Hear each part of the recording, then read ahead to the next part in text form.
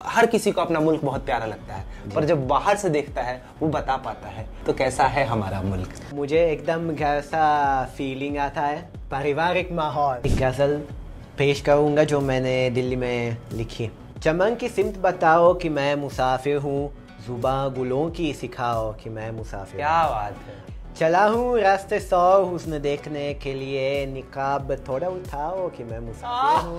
नकाब थोड़ा उठाओ कि मैं मुसाफिर हूँ। क्या बात है। Thank you. तो उर्दू के शायरों में आपके पसंदीदा शायर कौन है? ऑब्वियसली मिर्ज़ा गालिब के साथ कुछ इमोशनल अटैचमेंट है। पहला शायर था मुझे फैज़ अहमद फैज़ बहुत पसंद है। मजाज लखनवी पसंदीदा नज़्म है उर्दू अदाबियत में, उन्होंने लिखा जी में आता है महमूदा चांद तारे नोच लूँ, इस किनारे नोच लूँ और उस किनारे नोच लूँ। अमिताभ बच्चन कहीं एक और फिल्म है जिसमें दीवार में वो कहते हैं मेरे पास आज मेरे पास दौलत है, शोहरत है, बंगला है, गाड़ी है, बैंक बैलेंस है, तुम्हारे पास क्या है? मेरे पास माँ है। इटालियन में भी ऐसे तो टंग ट्विस्टर है। Sotto la panca la capricampa। I can't even get the word. I'm so sorry. आप इसको रोमन में लिख के देंगे?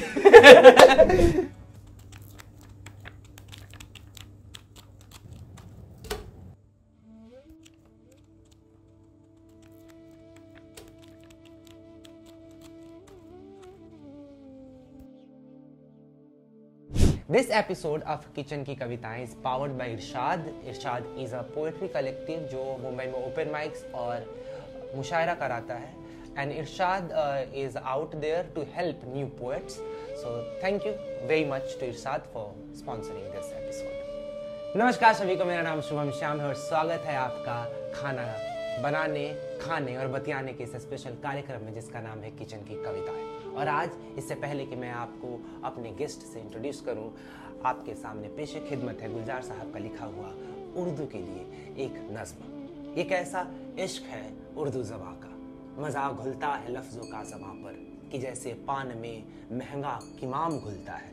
एक ऐसा इश्क है उर्दू ज़बां का, नशा आता है उर्दू बोलने में, गिलौरी की तरह है मुँह लगी सब इस्तिलाहें लुफ्त देती है, हलक छूती है उर्दू तो हलक से जैसे मैं का घोंट उतरता है। बड़ी अरिस्टोक्रेसी है ज़बां में, फ़कीरी में नवाबी का मज़ा देती है उर्दू।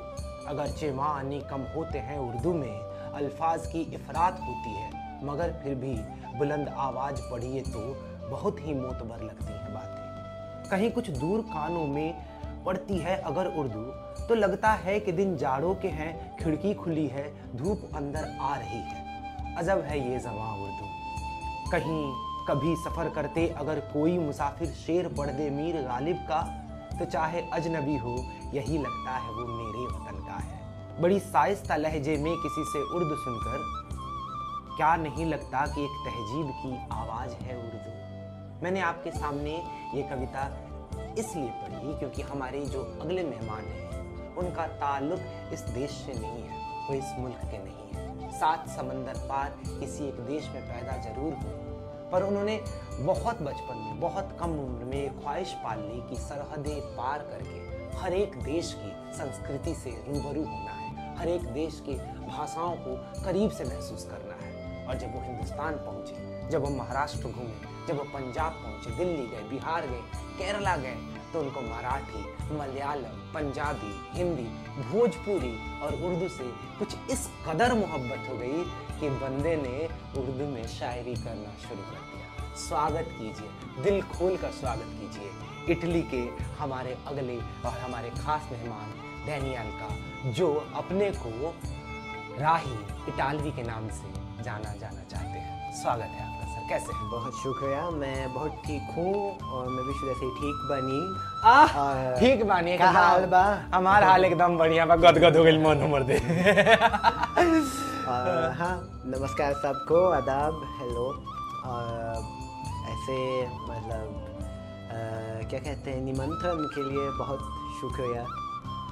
आभार हमारा। ऐसे हमें मतलब जब 1983-84 के आसपास जब इंदिरा गांधी ने राकेश शर्मा को, मतलब जब राकेश शर्मा अंतरिक्ष में गए थे तो इंदिरा गांधी ने राकेश शर्मा से पूछा था कि हिंदुस्तान कैसा लगता है, तो हमें बहुत हम भारतीयों के अंदर एक ललक है कि हम, चूँकि हमें हर किसी को अपना मुल्क बहुत प्यारा लगता है, पर जब बाहर से देखता है वो बता पाता है असलियत या वो बता पाता है वो चीज़ें जो हमारी नज़रों से छुपी रहती है। तो कैसा है हमारा?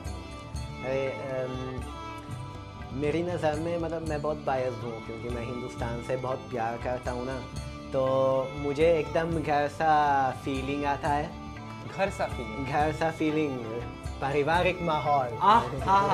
इस बंदे ने हिंदी उर्दू की चटनी ना पिज्जा पे डाल रखी है, पारिवारिक माहौल। अच्छा। नहीं वैसे जोक्स असाइड, हाँ मैं पूरी कहानी बताऊंगा। मैं पहली बार इंडिया 2018 में आया था। उस टाइम मैं तमिलनाडु में कुछ NGO का वॉलंटियरिंग प्रोग्राम कर रहा था, और मैंने ये क्या कहूँ, प्यार में गिर गया हिंदुस्तान के साथ। ये तो बहुत ही लिटरल ट्रांसलेशन है, आई फेल इन लव। और बहुत सालों से, 6 सालों से मेरा सपना, मेरा ख्वाब यही था कि मैं इंडिया वापस आऊँ, लेकिन मौका तो नहीं मिल रहा था। मेरी यूनिवर्सिटी थी, फिर पेंडेमिक हो गई थी, फिर मेरी नौकरी शुरू हुई थी, और अभी आखिरकार मैं इंडिया में हूँ, इंडिया पहुँच गया और इंडिया में घूम रहा हूँ। क्या बात है, कितनी मतलब एक्सेंट चाहे जैसा हो, शब्द ऐसे फुलझड़ी की तरह जब निकल रहे हैं ना, तो हम दिल खुश हो जाता है। हम हमारे हिंदुस्तानियों की ना एक ये क्या होता है, हमको वैलिडेशन चाहिए होता है, और जब सामने से कहीं से वैलिडेशन आता है और वैलिडेशन यूरोप से आए तो और ही मजा आ जाता है। ये आप इसको हमारा ये ऐसा कह लीजिएगा कि हमारे दिमाग में कॉलोनाइजेशन का ऐसा इम्पैक्ट है कि कोई तारीफ कर देता है तो अच्छा लगता है। आजकल यही ट्रेंड है ना, जब गोरे लोग ये जानते हैं कि इतने सारे मतलब इंडियन फॉलोअर्स हैं यूट्यूब पे या इंस्टाग्राम पे, यही कंटेंट डालते हैं कि मैं नातू नातू पे डांस करता हूँ, मैं बॉलीवुड का रिएक्शन करता हूँ वगैरह। तो मतलब मैं तो किसी को वैलिडेशन देने को नहीं आया, मैं बस बहुत एकदम क्यूट है यार। मैं किसी को वैलिडेशन दे, हमें मजा आ रहा है। तो मतलब आप काफी ज्यादा ट्रेवल करते हो, आप देश दुनिया घूमते हो, क्या पर्सपेक्टिव बदलता है इंसान का? जैसे मैं अभी तक देश छोड़ के बाहर नहीं गया, तो जब आप किसी और देश जाते हो, ऑब्वियसली भाषाओं की सीमा है, आप गूगल आ गया है ट्रांसलेट करने के लिए, बट स्टिल होता है ना लोकल में बात करना।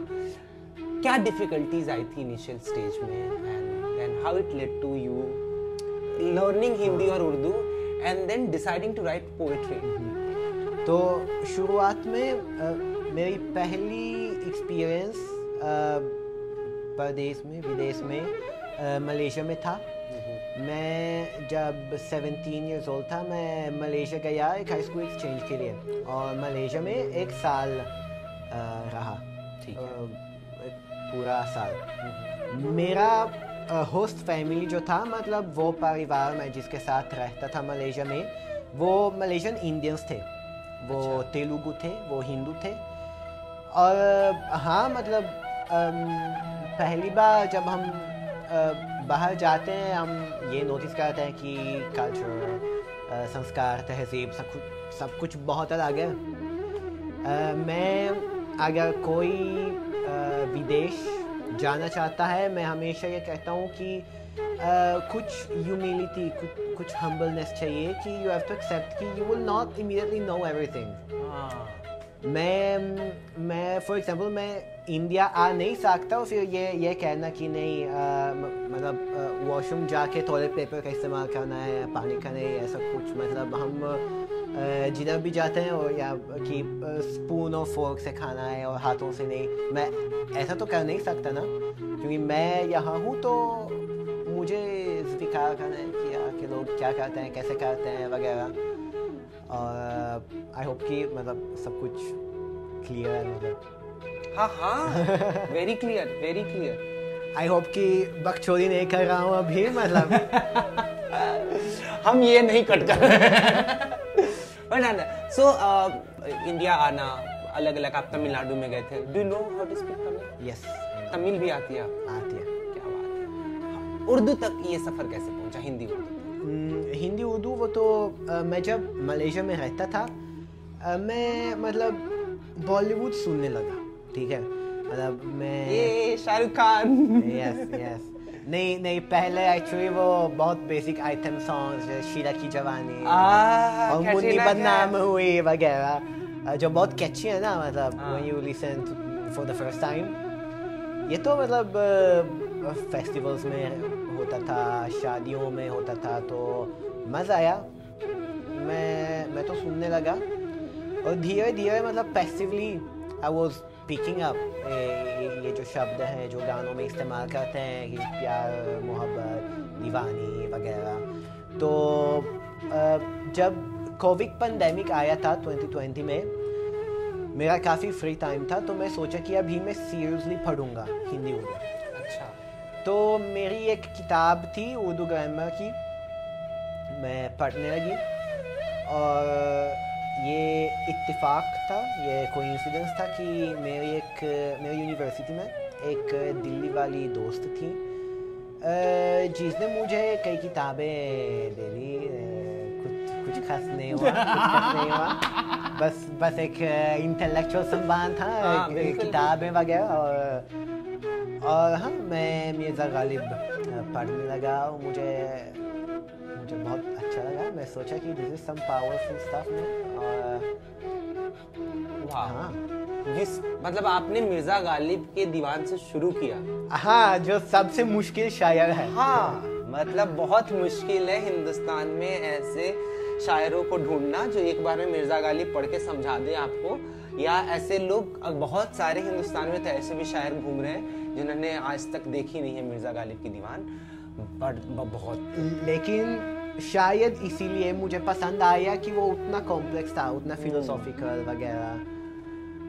जैसे जो इमेजरी जो मिर्ज़ा गालिब इस्तेमाल करता है, like you never think about in your life time, वो ऐसे आसान से कुछ ऐसी चांद तारे तोड़ने की बातें नहीं है, तुम बात करो तो बड़ी करो, बड़ी मत करो। हाँ, ऐसा कुछ। सो एक होता है आप भाषा जानते हो, एक भाषा समझते हो, कोशिश करता हूँ। हाँ, और दूसरा होता है उस भाषा में आर्ट क्रिएट करना, शायरी लिखना। ये कब हुआ? मतलब ये उसी पीरियड में हुआ जब मैं एक्चुअली सीरियसली उर्दू को सीख रहा था और हिंदी सीख रहा था। मैं सोचा कि प्रैक्टिस करने के लिए शायरी लिखने भी एक तरीका होगी, तो अपनी मतलब खुद की शायरी लिखने लगा। और मुझे मतलब शायरी का शौक़ बचपन से था, लेकिन मैंने नोटिस किया कि जब भी मैं इटालियन ज़ुबान में लिखता था या अंग्रेज़ी में लिखता था, वो महसूस नहीं आ रहा था जो उर्दू में आता है और हिंदी में आता है। अब पता नहीं कैसे या क्यों, कई लोग पूछते हैं कि उर्दू क्यों उर्दू में लिखते हो। मेरा कोई जवाब नहीं है, मुझे बस ये अच्छा लगता है कि उर्दू शायरी में इतने छोटे छोटे अशार, छोटे छोटे पंक्तियों में इतना मीनिंग डाल सकते हो, जैसे कि मिर्ज़ा गालिब करता था या मीर तकी मीर या फैज़ अहमद फैज़। तो हाँ, लेट्स से अभी 2-3 साल से गज़ल लिख रहा हूँ। कोई गज़ल अपनी आप पढ़ना चाहेंगे? हाँ बिल्कुल। आप बताइए कि कौन सा मूड चाहिए, मतलब कुछ दुख भरी गज़ल की, रोमांटिक गज़ल की? फिलहाल हम ऐसे सिचुएशन में कि आप कोई भी गज़ल पढ़ोगे हमें आनंद आएगा। हमें तो बस, मैं क्या, जो लोग सुन रहे हैं उनके लिए आपके मुंह से गज़ल सुनना, वो भी आपकी खुद की। आप तो आप इरशाद फरमाइए। आप एक गज़ल पेश करूँगा जो मैंने दिल्ली में लिखी। इरशाद। चमन की सिमत बताओ कि मैं मुसाफिर हूँ। चमन की सिमत बताओ कि मैं मुसाफिर हूँ। चमन की सिमत बताओ कि मैं मुसाफिर हूँ, ज़ुबां गुलों की सिखाओ कि मैं मुसाफिर। क्या बात है। और ये तो एक्चुअली एक मेटाफोर है, मतलब उर्दू सीखने की, ज़ुबां गुलों की। हाँ, ये तो उर्दू है, तो यही क्या कहते हैं, मतला है, ओपनिंग है। और फिर चला हूँ रास्ते 100 हुस्न देखने के लिए। चला हूँ रास्ते 100 हुस्न देखने के लिए। चला हूँ रास्ते 100 हुस्न देखने के लिए, निकाब थोड़ा उठाओ कि मैं मुसाफिर हूँ। नकाब थोड़ा उठाओ कि मैं मुसाफिर हूँ। क्या बात है, थैंक यू क्या बात है, क्या बात है। हम दिखा पाते तो हम दिखा पाते आपको कि हमारे कैमरे के पीछे बैठे लोगों के चेहरे खिले हुए हैं, उनकी हाथ हवा में ताली बजाने के लिए, पर वो नहीं बजा सकते। अगला शेर, अरे आप गजल पूरी करो। ठीक है। गले जो तुमने लगाया तो आशियां सा लगा, गले जो तुमने लगाया तो आशियां सा लगा, अब अपने घर न बुलाओ कि मैं मुसाफिर हूँ। हाय क्या बात है। थैंक यू, बहुत शुक्रिया। क्या बात है।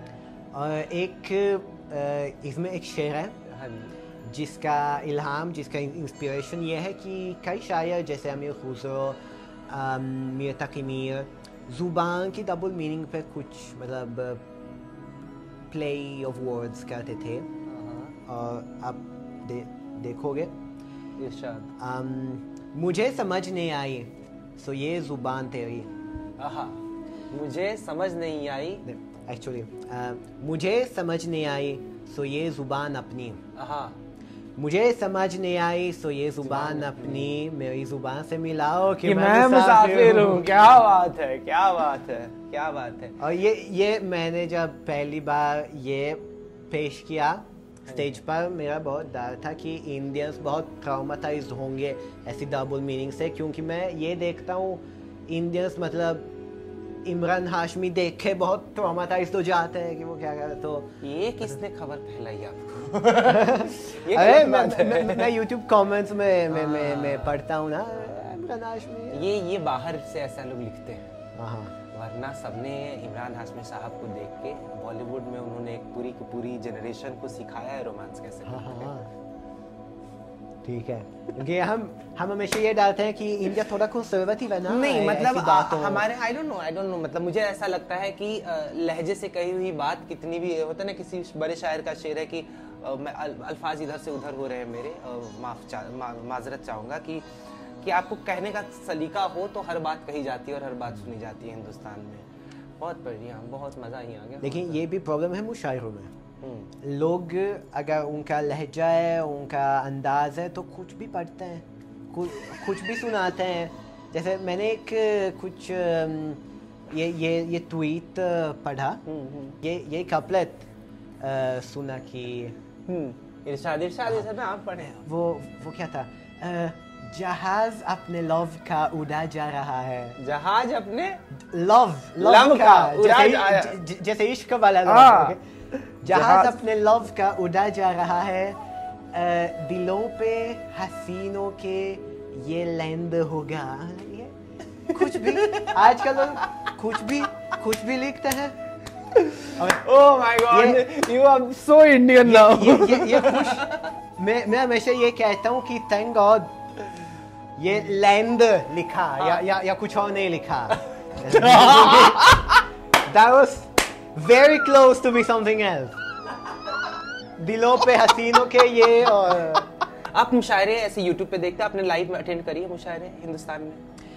हाँ मतलब पहले क्योंकि मैं इंडिया में नहीं था तो थोड़ा मुश्किल था। मैं कुछ ऑनलाइन इवेंट कभी करता था, शामिल था इवेंट्स में, और लोगों को बहुत अच्छी लगी मेरी गज़लें। तो अभी के इंडिया में हूँ, ये ऐसे ही मौके ढूंढ रहा हूँ। और मैं तो इनफॉर्मली लखनऊ में मतलब कुछ ना कुछ सुनाया, परफॉर्म किया। बहुत ही मतलब ओपन स्पेस में एक कैफ़े था, मैं अपने दोस्तों के साथ था, तो हमने थोड़ी सी महफिल सजा दी है। हैबिटाट का महफिल काफ़ी प्यारा था। हाँ, यही मौका भी मिला कि मुंबई में हैबिटाट का ओपन माइक किया, वो तो बहुत अच्छा था। और हाँ, उसके बाद मैं हैदराबाद गया और हैदराबाद में बहुत मज़ा आया, क्योंकि 2 मुशायरे जाने का मौका मिला जो बहुत ही ट्रेडिशनल थे और बहुत ही मतलब क्या कहते हैं, बुजुर्गों के साथ थे जो एकदम एस्टेब्लिश पोइट्स हैं हैदराबाद का। तो मज़ा आया और लोगों को भी मज़ा आया।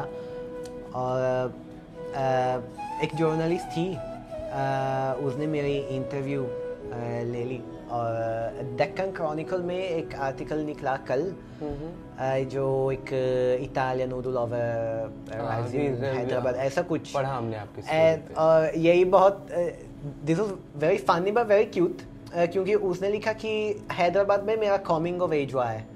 तो मैं जब मतलब पहली बार पढ़ी तो सोचा कि क्या मतलब है coming of age, but I think it was a career thing. और ये एक्चुअली सच है। मतलब हैदराबाद सबसे प्रॉपर मुशायरा मिला और मुझे लगता है ये इम्पोर्टेंट स्टेप था मेरा मतलब मेरे करियर में, जो पता ही नहीं अगर शायरों का कुछ करियर है कि नहीं, लेकिन हाँ, होपफुली शायरों का कैरियर हो, करियर हो, हमारा भी हो, आपका भी हो, देश में लिटरेचर का भगवान में। हमने ये भी सुना आपने दिल्ली में कोई इवेंट, शादी का इवेंट होस्ट किया। हाँ, वो तो that was very fun। तो मेरे एक दोस्त की शादी थी। अच्छा। मैं बहुत खुश था कि यार ये मेरी पहली शादी है इंडिया में। आप पहली शादी आप अटेंड कर रहे हो इंडिया में। अच्छा। इंडिया में। और सोचे कि हाँ मैं बहुत नाचूंगा, खाऊंगा, दोस्तों के साथ रहूंगा। और जब मैं पहुंचता उन्होंने मुझे माइक देते हैं और कहते हैं कि आज आप एमसी बनोगे। तो एमसी का शब्द बहुत खतरनाक है दिल्ली में एमसी, लेकिन luckily it wasn't that MC, it was a proper MC। Mike controller, master of ceremony. Master of ceremony. हाँ, ये कहा। ओके फाइन, इसका मतलब ठीक है। New thing we learn every day. या master of ceremony, languages yes. So you were the MC at Delhi wedding। I was the MC and थोड़ी सी शायरी लिखी मैंने जोड़ी के लिए।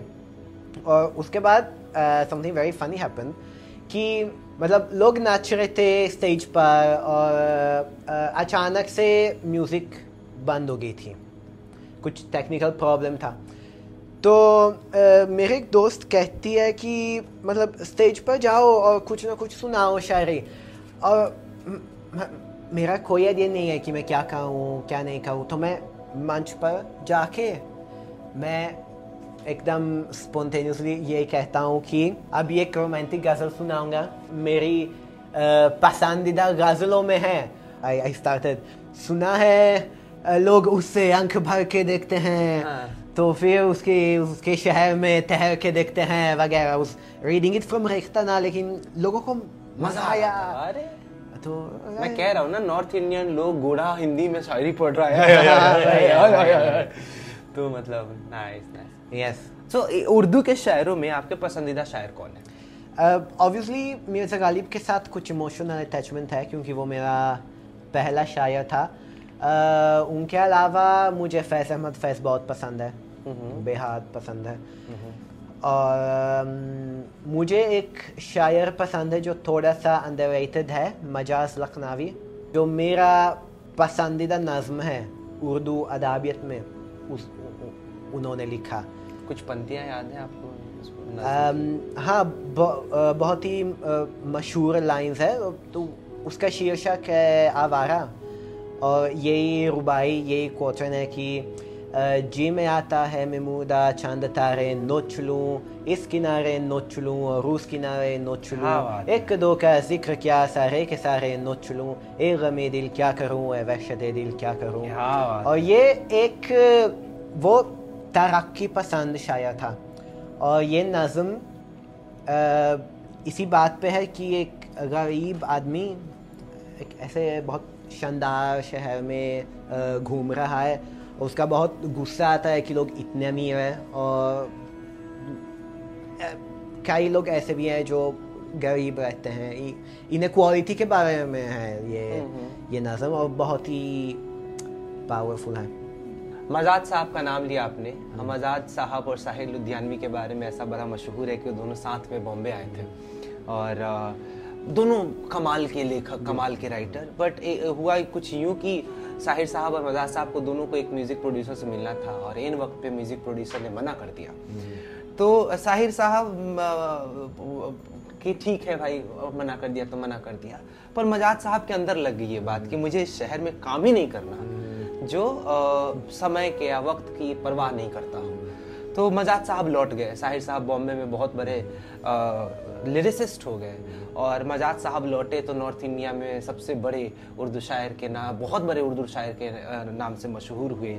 लोग जानते हैं, आज तक उनकी शायरी पढ़ते हैं।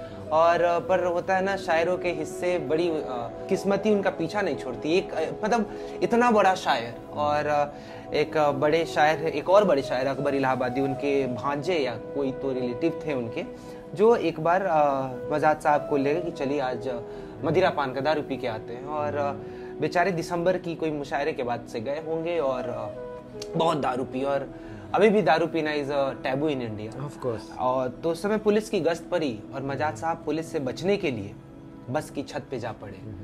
अकबर इलाहाबादी के भतीजे साहब तो जैसे तैसे गुजारा कर लिए। दिसंबर की सर्दी में मजाज साहब जो एक बार छत पे बैठे तो फिर वापस लौट के ज़मीन पे पैर नहीं पड़े उनके। हाँ, तो बड़ा वो है कि एक साथ ही दो दोस्त शहर में आए काम करने के लिए। एक उर्दू का बड़ा नाम हुआ, एक फिल्मों का बड़ा नाम हुआ। हाँ। कहानी कुछ ही है।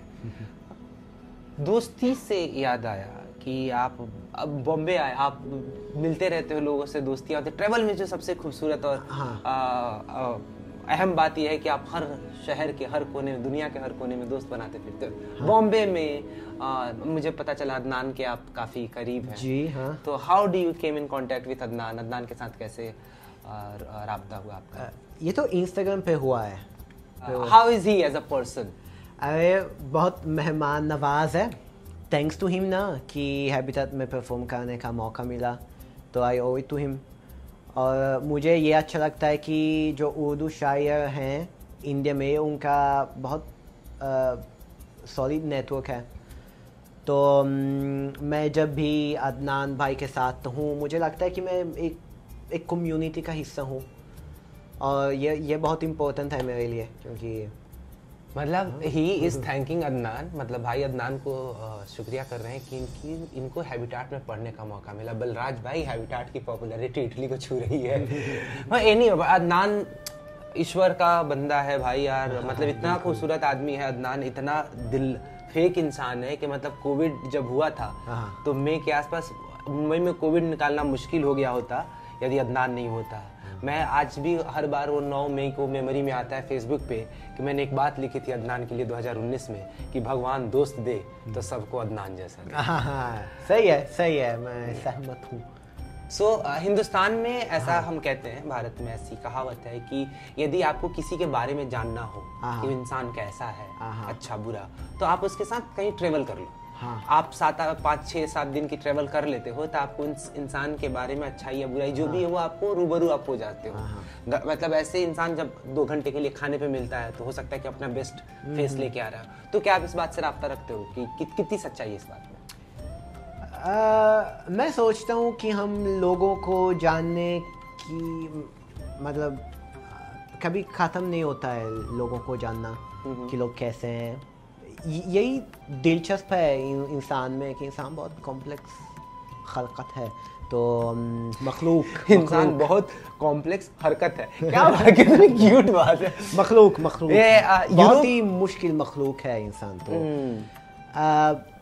शायद यही दिलचस्प है लोगों से मिलने में, गैर मुल्क जाने में। हिंदुस्तान हमेशा से यूरोप के लोगों के लिए एक बड़ा हॉटस्पॉट रहा है। अक्सर लोग आते रहे हैं, आकर्षण है किसी भी चीज़ के लिए।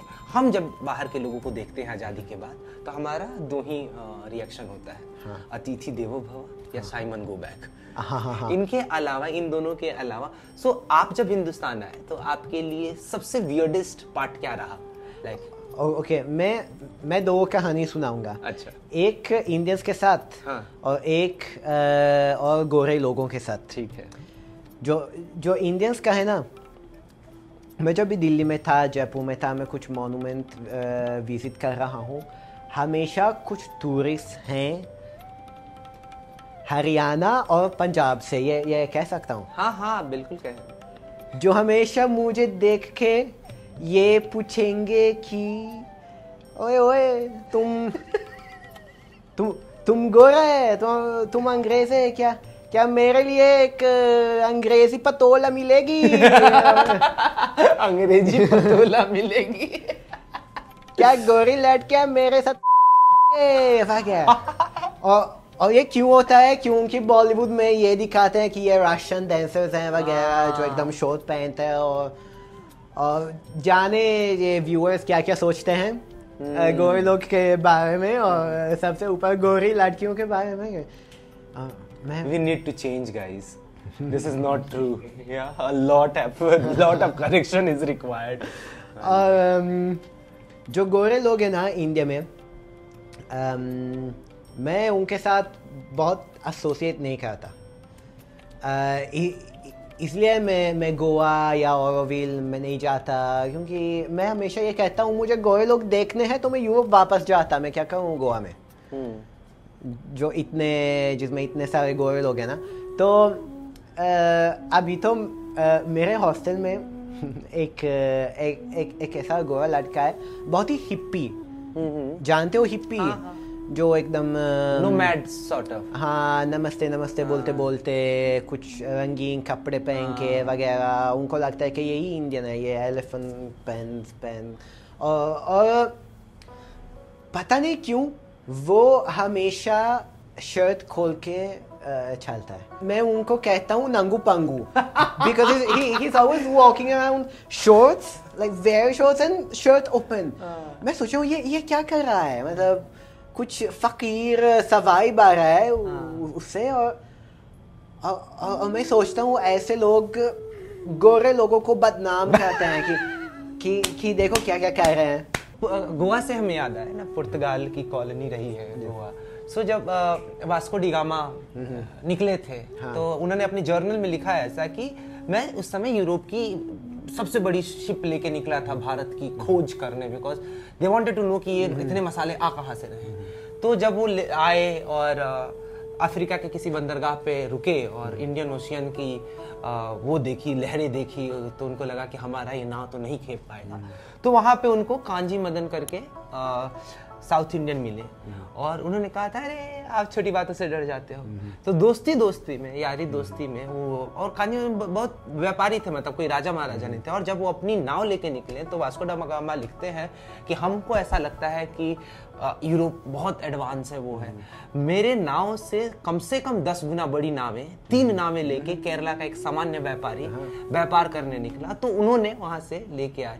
तो ये मतलब हम ना, हमारे अंदर थोड़ी सी कॉलोनाइजेशन है कि हम अपने हिंदुस्तान के भी बच्चों को बढ़ाते हैं कि Vasco da Gama discovered India, we were always there of course, and Vasco da Gama found it for Europe. So और बड़े शायर का शेर है कि यूनानो में से रोमा सब मिट गए जहाँ से, कुछ तो है कि हस्ती मिटती नहीं हमारी। पता नहीं मैं आपको क्यों सुना रहा हूँ। अल्लामा इकबाल है ना? हाँ, अल्लामा इकबाल साहब का शेर है। क्या बात है गाइस, क्या बात है। गुजरात के थे भाई साहब, करेक्शन मेरी टीम की तरफ से आया है कि जो व्यापारी साहब थे वो गुजरात के थे। टू दिस पॉइंट हम अब चलेंगे किचन में। आज मैं इन्होंने कहा था कि इनको कोई भी भारतीय खाना अच्छा लगेगा, तो आज मैं इनको एकदम शुद्ध भारतीय खाना खिलाने जा रहा हूँ, जिसमें लहसुन प्याज भी नहीं डालेंगे। हम इनको खिलाने जा रहे हैं आज भंडारे की आलू और पूरी। हम भारतीयों ने वैसे विदेशी खानाओं को आत्मसात तो किया ही, पर उनके साथ हमने बहुत नाजायज हरकतें भी की। हमने चाइनीज में इतने मसाले डाले कि चाइनीज खा लें तो उनकी हालत खराब हो जाएगी। चूंकि आज इटली से हमारे मित्र हमारे साथ ही हैं। दोस्त, आज हम बना रहे हैं भंडारे वाली सब्जी। आपको मैं बताऊं, भंडारा, आपको लंगर पता है? हाँ पता है। हाँ, तो लंगर सिख धर्म से एसोसिएटेड है और भंडारा सनातन धर्म का, मतलब हिंदू धर्म का हिस्सा है। ये वो सब्जी है हमारे यहाँ ना, प्याज को और लहसुन को, onion and garlic are not given very much respect. उनको ऐसा कहा जाता है, हिंदी में एक शब्द है तामसिक भोजन। हाँ, तो उसको हम अपने पूजा पाठ के दिनों में दूर रखते हैं ताकि हमारा मन सात्विक रहे, स्वच्छ। हाँ, सुना है। तो ये जो खाना है इसमें लहसुन प्याज नहीं डलेगा, तो इसको कहते हैं भंडारे वाली आलू की सब्जी। बनाना शुरू करते हैं। जब तक तेल गर्म हो रहा है, आप ये मुझे बताइए कि हिंदुस्तानियों ने ये आपके इटली के खानों के साथ कितनी ज्यादती करी है हमने, पिज्जा को कितना खराब किया? हाँ ऐसा कुछ मतलब खा लिया मैंने पनीर मखनी पिज्जा। कैसा? मतलब टेस्ट तो उतना बुरा तो नहीं था। हाँ प्रॉब्लम बस ये है कि इटालियन नहीं है, मतलब पिज्जा नहीं है, कुछ और है, कुछ रोटी सा। स्वाद अच्छा है, स्वाद तो अच्छा दैट इज है, नॉट हाँ। The pizza. वही है ना। जैसे कि अगर हम नाम पे टोमेटो और मोज़रेला डालते हैं वो कुछ और बन जाता है ना, वो नान नहीं होता, चपाती नहीं होता। नाइस। अभी ना हम इसमें डाला है हमने धनिया, ओके, सौंफ और जीरा। ये इस सब्जी का बेस मसाला है। जीरा जैसे जल जीरा, वही जीरा है ना, जैसे मसालों वाला जीरा। और वो जो छोटी इलायची मैंने आपको दिखाई थी ना, हाँ। यही वो था जिसके कारण वास्को डी गामा हिंदुस्तान आए थे। ओके। इसी मसालों के पीछे हिंदुस्तान गुलाम हुआ है। और फिर वो लोग ऐसे मसालों के साथ खाना नहीं बनाते हैं। मतलब मुझे समझ नहीं ये आया कैसे हुआ कि how is this possible, specially the British, इतनी कॉलोनीज थे उनके पास। हाँ, और कुछ मिर्ची टिक्का मसाला खा नहीं सकते, तो क्या फायदा था? मतलब आई एम सरप्राइज कि how this survive 2 years in India, हाँ, like complete 2 years क्या 200 years? सॉरी हाँ 200 years। यूरोपियन करेक्टिंग भी होने आया बड़ा। आप कौन कौन से स्टेट्स हो आए हो इंडिया के? दिल्ली, जयपुर, मतलब दिल्ली, राजस्थान, यूपी, महाराष्ट्र और तेलंगाना और तमिलनाडु। क्या क्या खाया आपने? अरे मैंने सब कुछ खाया। डोसा खाया? हाँ खाया मैंने बहुत। पराठे? हाँ खाया। पानी पूरी? पानी पूरी खाया, लेकिन पानी पूरी का ध्यान रखना है कि पानी हाइजीनिक है कि नहीं है। हाइजीनिक नहीं है तो मेरा डायरिया हो जाएगा ना, तो ऐसी प्रॉब्लम्स है। खाया नहीं खाया? खाया, अच्छा। रेस्टोरेंट में, सड़क पे नहीं। सड़क पे नहीं। हाँ। हम इसीलिए मतलब हमें पर मजा नहीं आया होगा आपको, जो सड़कों वाला जो मसाला है ना।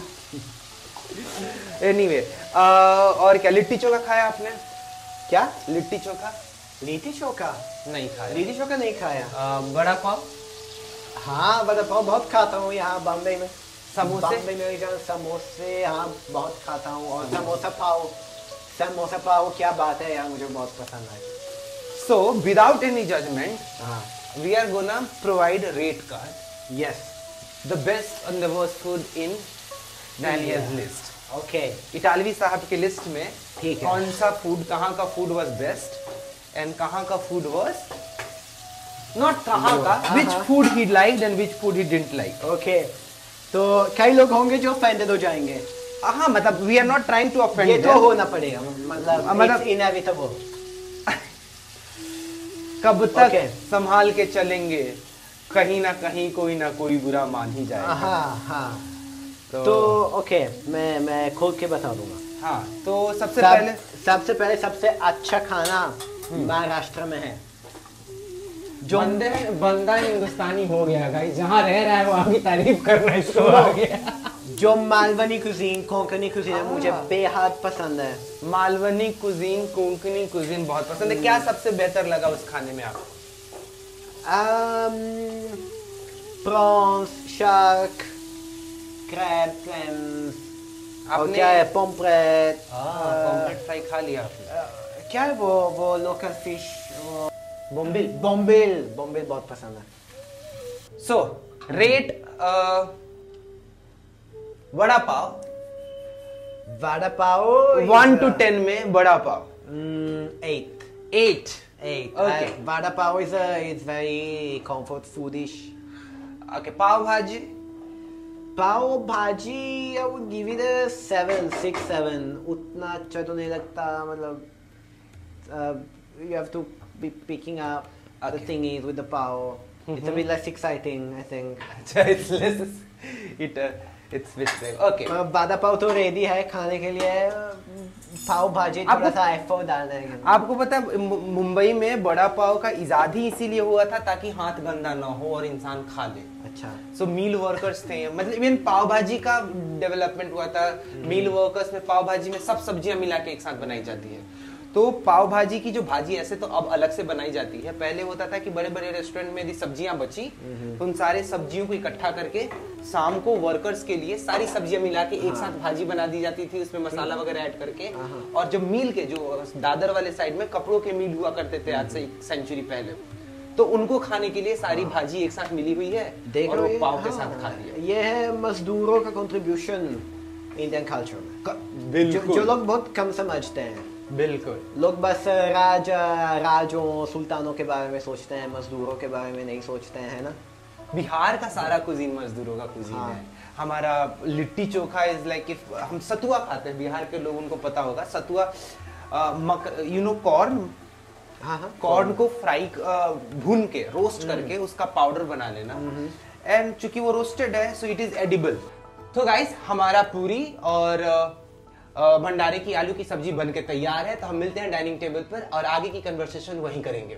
हमारा खाना बन के तैयार हो गया है, पूरी, भंडारे की आलू की सब्जी और मम्मी के हाथ का बनाया हुआ मैंगो का, खट्टे मैंगो का मीठा चटपटा, जो भी है हमारे यहाँ खट्टी मीठी बोलते हैं, बाकी जगह इसको मुरब्बा बोलते हैं। मुरब्बा। तो आप श्री गणेश कीजिए, आप पहला निवाला लीजिए, आप बताइए कि कैसा बना।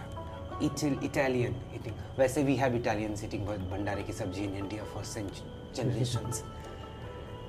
And here is the first bite. ये अच्छा है, लेकिन और मिर्ची डालना है इसमें। जो गोरे लोगों को, मतलब ये असम्पशन है कि गोरे लोगों को मिर्ची नहीं पसंद है, इसमें मिर्ची चाहिए। This is not the drill. Is it okay? Okay, बुरा लगा इसको, बुरा लगा इसको बहुत ज्यादा। हम तो आपके हिसाब से बनाए थे कि आपके तरीके को परेशानी ना हो। ये असम्पशन होता रहता है इंडिया में कि हम गोरे लोग मिर्ची नहीं खाते, तीखा नहीं खाते। आप तीखा खाते हो? हाँ, बहुत।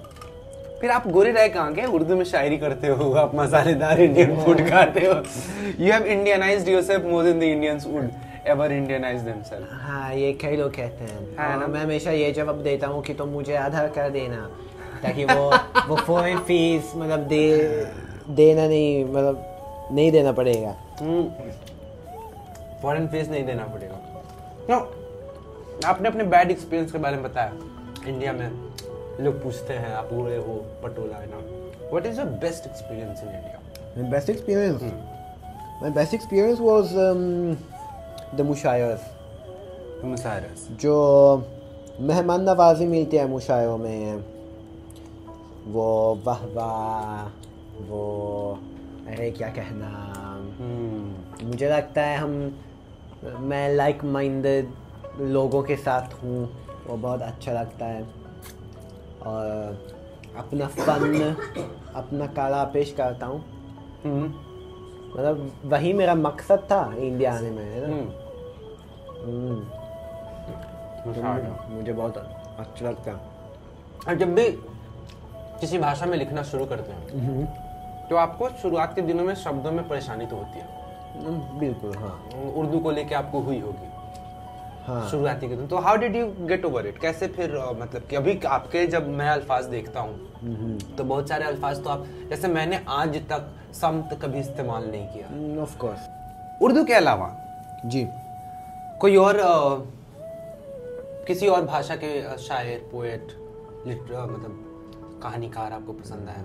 हाँ, मैं जब इटली में रहता था और हाई स्कूल में पढ़ता था, मुझे एक शायर बहुत पसंद था जो पेट्रार्क कहते हैं, अंग्रेज़ी में पेट्रार्क, हाँ, इटालियन में हम पेट्रार्का कहते हैं।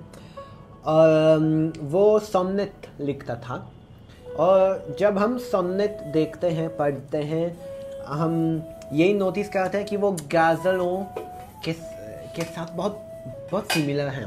गज़लों से सोनेट्स तो वो भी इश्क और मोहब्बत के बारे में है और बहुत ऐसे आइडियलाइज्ड फैशन में, जैसे कि कुछ लैला मजनू सा लोग पागल हो जाते हैं मोहब्बत में वगैरह।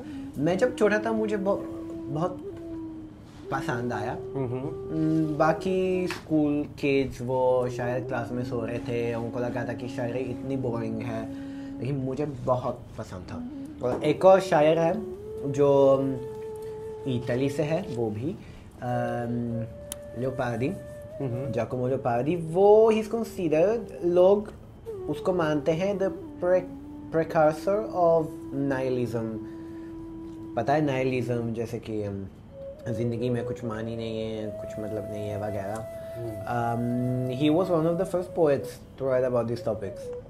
आजकल अगर हम, जैसे मिर्ज़ा गालिब ने कहा कि कहते हैं जीते हैं उम्मीद पे लोग, हमको जीने की भी उम्मीद नहीं है, जो एकदम दुख भरी गज़ल और दुख भरे शेर लिखता है, वो सबसे पहले ये जाकोमो लियोपार्डी कहता था। गालिब साहब का एक और शेर है कि रंज से खुगर हुआ इंसान तो मिट जाता है रंज।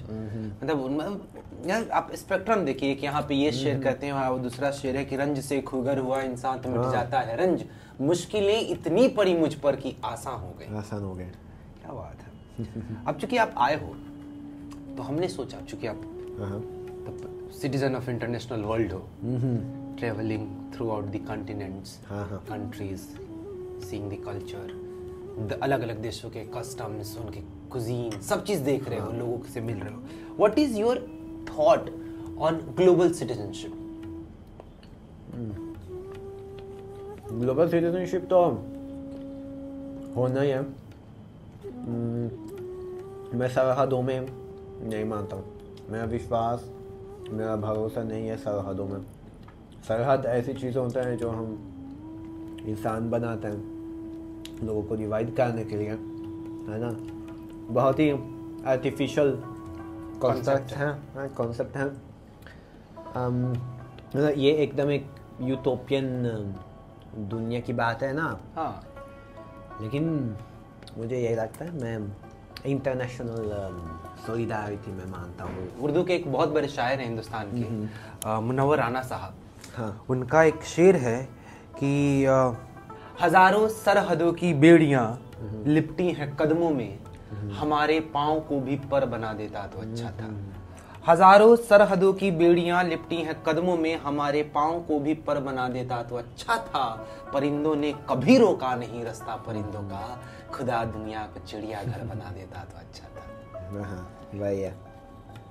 एक और बड़े शायर हैं, उनकी एक कविता है, आज जब होता है ना कि किस तानाशाह की या किस हुक्मरान की या किस राष्ट्राध्यक्ष की क्या मंसूबे हैं, वो तो हमें नहीं पता, पर एक शायर का दिल रो जाता है जब एक मासूम बच्चा मरा जाता है। बिल्कुल। एक मासूम बच्चा जब कराहता है दर्द में। तो एक कविता है, शायद दर्शकों को पसंद आए।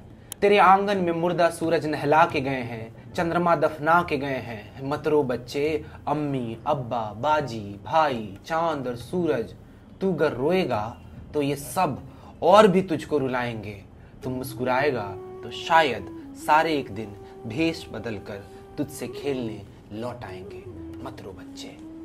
जिंदगी में कविताएं और कुछ करती हो या ना करती हो, दिल को उम्मीद से भरती है, शायद एक दिलासा कि कुछ तो बेहतर होएगा। मानते हो आप ऐसा? आपकी कविताएं किस फिलॉसफी के, मतलब होता है ना जब कविताएं इंसान लिखता है तो अलग अलग टॉपिक्स पे, अलग अलग बिंदुओं पे बातें करता है। जैसे यदि मैं अपना उदाहरण दूं आपको, तो मैं उम्मीद लिखने की कोशिश करता हूँ, क्योंकि ज़िंदगी में होता है ना, सिल्वर लाइनिंग हमें कभी आंखों से उतरती नहीं। आपकी कविताओं को यदि हम पूरे सारांश के तौर पे पेश करना चाहें जनता के सामने, तो क्या कुछ निकल के आएगा निचोड़? किन किन मुद्दों को और किन किन फिलॉसफीज पे आप बात करते हो? मैं भी उम्मीद पे लिखने की कोशिश करता हूँ, और अगर ना उम्मीदी के बारे में लिखता हूँ और क्या कहते हैं निराशा या गम के बारे में लिखता हूँ, तो मैं ये मैसेज पेश करना चाहता हूँ कि जो भी रीडर जो बहुत दुखी है वो अकेला नहीं है, वो अकेली नहीं है अपने दुख में। तो कभी कभी कई लोग मुझे कहते हैं कि जो तुम लिखते हो थोड़ा सैड है वगैरह, तो ऐसी शायरी की भी ज़रूरत है। और इस सब के अलावा पता है मुझे तरक्की पसंद शायर बहुत पसंद है भी, तो तरक्की पसंदी शायरी भी लिखने की कोशिश करता हूँ। दो पंक्तियाँ इस बात पे लोग कहते हैं कि उदासीनता बहुत ज़्यादा लिखते हो, कि दर्द है जीवन में सबके इसलिए गज़लें उदास, दर्द है जीवन में सबके इसलिए गज़लें उदास, खामखा बदनाम है मेरी गज़ल तो क्या करे। वही है। तो ये है मैं जैसे होता है ना कि आपकी कविताओं में आपने ये बात करी है, आपने कविताओं में ये बात करी, मतलब ना आपकी को देख के कि आप अपने ज़िंदगी के बारे में लिखते हैं। हमने आपकी गज़लों को 2-3 गज़लें सुनी, मुझे बाकायदा बहुत प्यारा लगा। हम चाहेंगे कि आप दर्शकों को वो बीड़ी वाली गज़ल जो है एक बार पढ़ के सुना दे तो एक ही शेर है, मतलब वही शेर है ना उसमें। हाँ अरे शेर पढ़िए, मजा आ जाएगा। इजाजत हो तो। इरशाद इरशाद इरशाद। जलती बुझती बीड़ी है दिल, जलती बुझती बीड़ी है दिल, जलती बुझती बीड़ी है दिल, पैरों के नीचे दबाना है। आहा आहा आहा आहा है एकदम हाथ ब्रेक वाला, एकदम पूरी टीम ने जो ऐसे मचल के रात दिया है ना, मजा आ गया। जलती बुझती बीड़ी है दिल, पैरों के नीचे दबाना है, दबाना। क्या बात है। और मुंबई पर एक शेर इरशाद जो मैंने यहाँ लिखा, जिस तरफ देखूं भीड़ है कितनी, आहा, जिस तरफ देखूं भीड़ है कितनी, और फिर भी पूरा नगर तन्हा। वही है ना। निदा फाजली साहब के दो पंक्तियां याद आती हैं इस बात पे कि हर तरफ हर जगह बेशुमार है। यदि आपने नहीं सुनी है ये गज़ल तो चित्रा सिंह और जगजीत सिंह की आवाज़ में बेहतरीन गज़ल है, आप सुनिएगा। क्या लुफ्त है इस गज़ल को सुनने में, जो दर्द है कि हर तरफ हर जगह बेशुमार आदमी, फिर भी तन्हाइयों का शिकार आदमी, रोज जीता हुआ रोज मरता हुआ, रोज जीता हुआ रोज मरता हुआ, अपनी ही लाश का खुद मजार आदमी। क्या बात है, क्या है। आप तो बंदा ना वायरल कंटेंट हो, पता है आपको। हम हिंदुस्तानियों को ना कोई अंग्रेज ऐसे हिंदी बोलता हुआ मिल जाता है ना, तो अपने को लगता है कि ये लेकिन वो अंग्रेज लोग ना बेयर मिनिमम करते हैं। हाँ ना, बेयर मिनिमम। नमस्ते, ओ भैया कितने का है। मतलब मैं सोचता हूँ, मतलब मैं फ्लेक्स करना नहीं चाहता, लेकिन मैं सोच रहा हूँ इतिहास में कोई और इटालियन था जो उर्दू में शायरी लिखता है, यही सवाल है। नहीं शायरी नहीं, केवल पॉलिटिकल भाषण देने वाले को तो हम जानते हैं। हम एक जानते हैं इटालियन को जो काफी प्यारी भाषण देती हैं, जो काफी प्यारा बोलती हैं, पर शायरी बोलने वाले बहुत प्यारे इंसान को हम पहली बार मिले हैं। वो तो अलग बात है ना। ये तो इंडियंस मुझे हमेशा कहते हैं, जब भी ये कहता हूँ कि इटली से आया, वो कहते हैं कि अरे मुझे राहुल गांधी बहुत पसंद है। आपको राहुल गांधी पसंद है? अरे आपको राहुल गांधी पसंद है? हाँ, ननिहाल में किसको कौन नहीं पसंद करता है। So, इंसान तो बेहद बेहद बेहद खूबसूरत है। तो हमने, हमारी कोशिश थी, हमारी जो एकल टीम है, सिंगल हैंडेडली हैंडल करते हैं साहिल, उनका कॉन्सेप्ट था कि आपसे कुछ बॉलीवुड के डायलॉग बुलवाए जाए। आप उर्दू की शायरी तो करते ही हैं, पर वो जो क्लासिक बॉलीवुड हिट्स है उनके कुछ कुछ डायलॉग्स है, मैं पढ़ता हूँ, आप एक बार पढ़िएगा। कि मैं आज भी अमिताभ बच्चन जी के सारे फैनों से बाखिदमत माफ़ी मांगते हुए हम कुछ कोशिश करेंगे कि मैं अमिताभ बच्चन साहब का एक डायलॉग है कि मैं आज भी फेंके हुए पैसे नहीं उठाता। मैं आज भी फेंके हुए पैसे नहीं उठाता।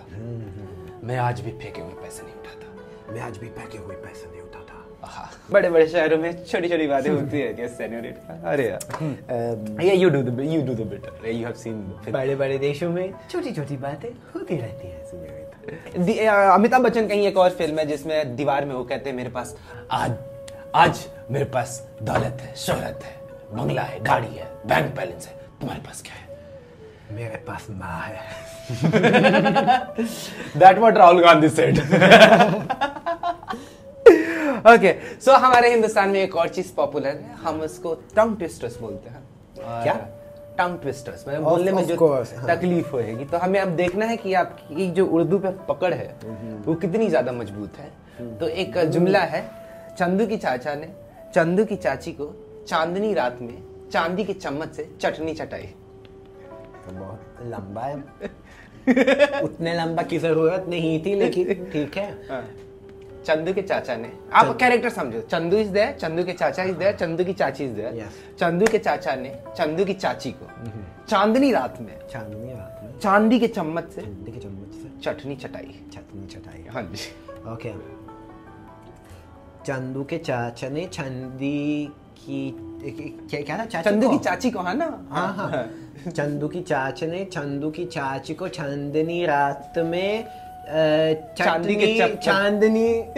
चांदी चम्मच से चटनी चटाए। कच्चा पापड़ पक्का पापड़, कच्चा पापड़ पक्का पापड़, कच्चा पापड़ पक्का पापड़ से इट। ओके, कच्चा पापड़ कच्चा पापड़ पक्का पापड़, कच्चा पापड़ पक्का कच्चा पापड़ पक्का पापड़। अरे इटालियन में भी ऐसे तो tongue twister. Okay, let me try.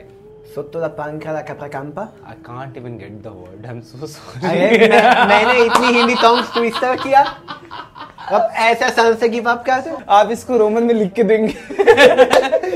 Devanagari में लिख के दे दूंगा। फिर शायद मैं पढ़ने की कोशिश कर सकता हूँ। तो हमारा आज का कार्यक्रम यहीं तक था, कि हमारी बातचीत यहीं तक थी। 7 समंदर पार से जब कोई स्वदेशी भाषा बोलता हुआ मिल जाएगा, जैसा गुलजार साहब ने कहा है कि यदि कोई उर्दू बोलता हुआ मिलता है तो ऐसा लगता है वो मेरे देश का आदमी है।